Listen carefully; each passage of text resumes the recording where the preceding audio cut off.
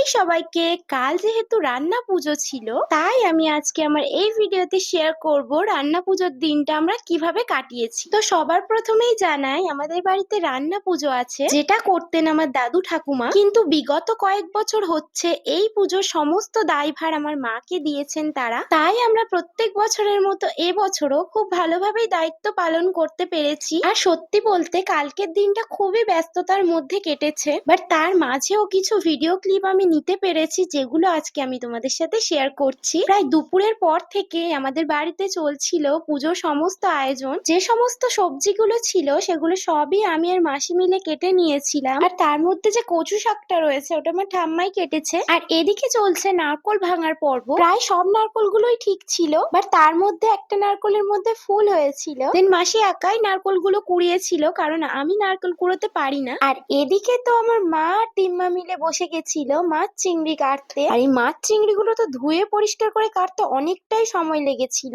তার মধ্যেই চলে এসেছিল আমার একটা পার্সেল। আর এটার জন্য তো আমার কোনো পেমেন্টই করতে হয়নি, কারণ এটা ছিল একটা পেয়ে পার্সেল। সো এবার রান্না বান্নার পর্ব শুরু হবে, আর সেটা আমি তোমাদেরকে দেখাবো নেক্সট ভিডিওতে। তো বাই সবাইকে।